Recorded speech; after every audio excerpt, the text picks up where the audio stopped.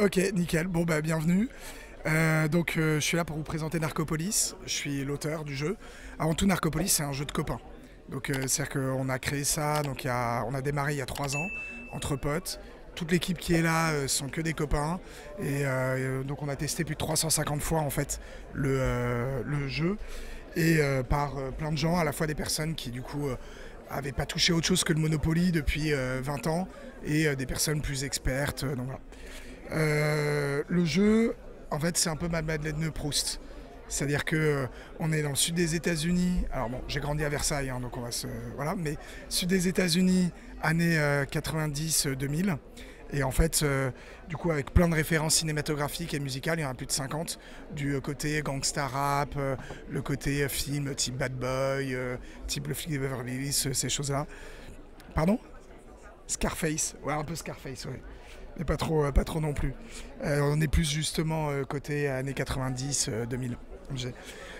C'est un jeu, faut le prendre pour ce qu'il est. C'est-à-dire qu'il y a un côté, c'est pas un jeu d'expert, c'est un jeu justement, on passe de bons moments, on se marre, on tape des barres. La thématique est adulte, c'est pour ça que c'est 14 ans plus, mais en termes de mécanique, on est... moi j'ai mon neveu qui a 12 ans qui a joué, il m'a d'ailleurs éclaté. Donc ça se maîtrise très bien plus jeune. Voilà. Et du coup, donc ce que je disais, l'univers sud des États-Unis, années 90-2000. Et le pitch, c'est on est tous des membres d'un cartel. Il y a la tête du cartel qui saute. Et du coup, l'objectif, c'est de déterminer qui va être le nouveau boss. Donc le nouveau boss, c'est celui qui arrive, du coup, à 20 points de réputation au bout, donc là on a les points de réputation, à 20 points de réputation, ou celui qui a le plus de points de réputation après 10 tours de jeu.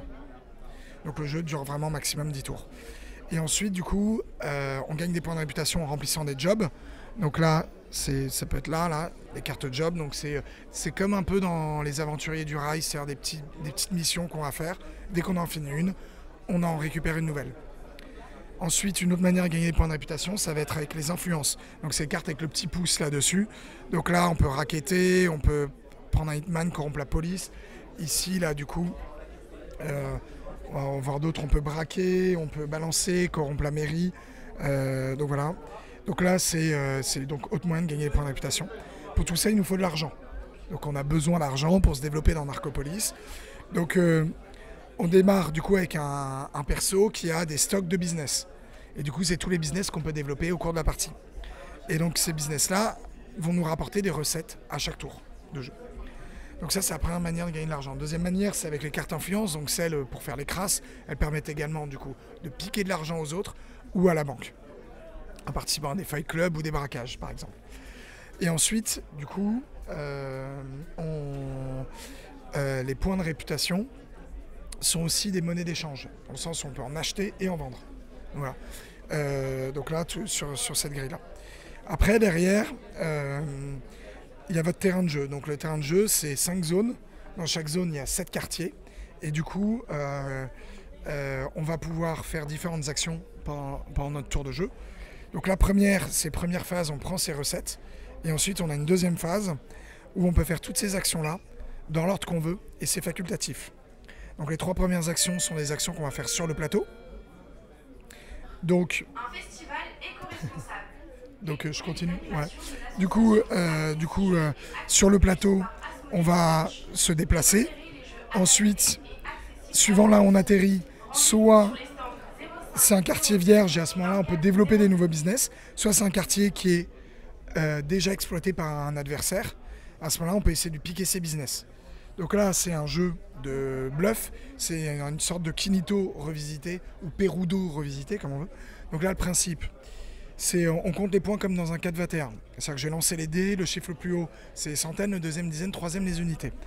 Donc si par exemple, je t'attaque, Nicolas, voilà, je vais lancer les dés, je vais t'annoncer un chiffre, et tu as 2 possibilités. Soit tu décides de continuer le combat, donc là je vais dire 641, là tu me crois. De toute façon, tu n'as pas le choix, là.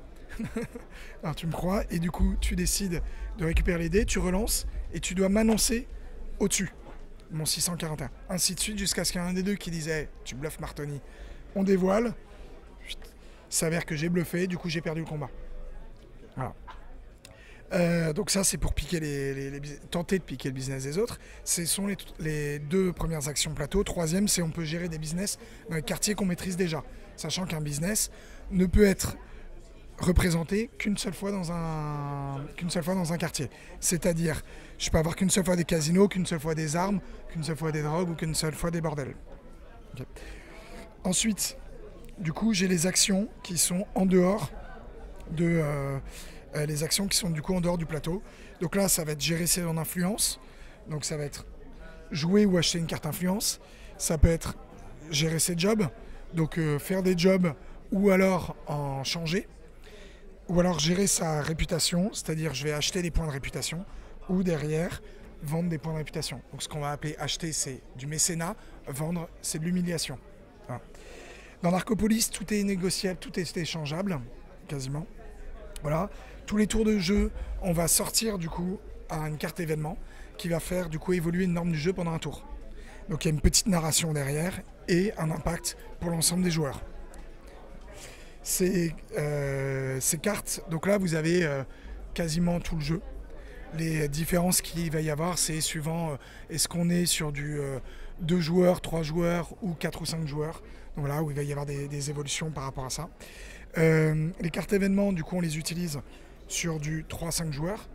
Celle-ci, quand on est sur du 2 joueurs, on va en prendre une autre. Le pitch est un peu différent. Il y a déjà un boss qui est installé dans la ville et c'est un peu une course-poursuite. Et c'est un mélange collaboratif à la fois parce qu'il faut empêcher le boss, celui qui est prédisposé à être boss, à vraiment devenir le boss. Du coup, on se met à 2 contre lui, mais en même temps, c'est compétitif parce qu'il n'y en a qu'un seul qui peut devenir le boss derrière.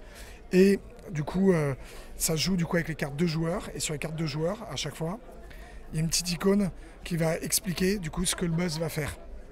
Donc la narration est adaptée à 2 joueurs, mais là en plus il y a une petite icône. Donc là, par exemple, c'est Fury, donc, qui est le nouveau boss, qui va du coup faire une carte influence. Et chacun son tour, en fait, on va déterminer qui va jouer Fury.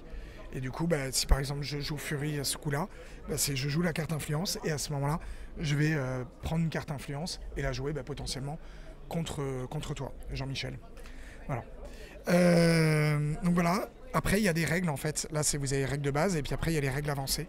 Et du coup, les règles avancées, c'est du coup l'ensemble c'est des modules qu'on peut récupérer pour complexifier un peu. Donc soit le côté conquête, soit le côté développement. Donc voilà, et soit avec des cartes événements, on peut rajouter des cartes armement sur les combats pour pimper un peu les combats. On peut rajouter du coup des paris dans la partie baston. Et puis après on peut rajouter du coup des jobs un peu plus complexes, mettre des contraintes au niveau du développement, donc voilà, ou mettre des rôles cachés. Donc qui permettent de justement, soit on est gangsta, soit on est infiltré, et du coup dans les rôles cachés, l'objectif ne va pas être le même. Donc, voilà. Donc moi ce que je recommande dans tous les cas, c'est de démarrer avec les règles de base, et puis après de complexifier un peu si vous éclatez, et donc voilà. Tous les persos sont asymétriques, tous les persos ont une petite histoire, tous les persos ont un avantage de base, et tous les persos sont du coup équilibrés à la suite. Donc voilà. Pour les petites, pour la petite histoire en termes au niveau du jeu, ce que je disais en préambule, le jeu c'est un jeu de copains, c'est un jeu entre copains. C'est un jeu aussi où tout ce que vous voyez là, en fait 50% de ce que vous voyez là, ça sort des testeurs. Donc on a fait plus de 350 parties avec des gens où il y a un moment donné, il y a quelqu'un qui me dit « Ah mais putain, en fait j'ai qu'une seule envie là, c'est d'exploser un de tes quartiers. » Du coup on a créé la carte bombe. Voilà. Et toutes les cartes, elles sortent de là. En fait tout ça, ça sort des testeurs, des joueurs, où derrière, du coup, ce serait cool qu'on puisse faire ça, ce serait cool qu'on puisse faire ça, et on les a rajoutés, soit au niveau avancé, soit du coup dans le jeu de base. Il y a également, en fait, on a fait une campagne, et d'ailleurs vous en avez parlé, donc entre jeux studio, campagne Ulule, et qui nous a permis en fait de récompenser aussi, de remercier les contributeurs. Et du coup, dans le jeu, il y a également, du coup, par exemple là, c'est le chat d'une des contributrices.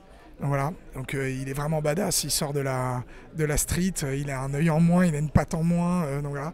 Il se prénomme Bookie, comme le nom du perso là. Et donc voilà, et du coup il y a aussi ici c'est un contributeur aussi, donc voilà, qui a décidé du coup de nous soutenir. Là vous avez un contributeur lui aussi, voilà, c'est vraiment un escroc d'ailleurs. à base. Et donc voilà, donc il y a un peu des clins d'œil un peu partout, à la fois aux contributeurs, à la fois à l'univers, à la fois au côté du coup sud des États-Unis, comme je disais, pendant cette période-là. En soi, concrètement, c'est un jeu, comme je disais, il faut le prendre pour ce qu'il est. On rigole, on s'envoie, voilà, on se fait des crasses, on perd des copains si on veut, voilà. Mais faut pas, voilà, faut pas se dire que si on fait une erreur dans le jeu, on va le payer toute la partie ou quoi que ce soit. On perd pas. Quand je dis on perd pas, c'est on perd bien évidemment ce jeu-là, mais c'est avant tout un côté rigolade. C'est compétitif, hein, bien évidemment, et on peut se rattraper après derrière. On peut se rattraper si on fait une erreur. Il y a aucun problème là-dessus. Voilà. Merci beaucoup en tout cas. Top.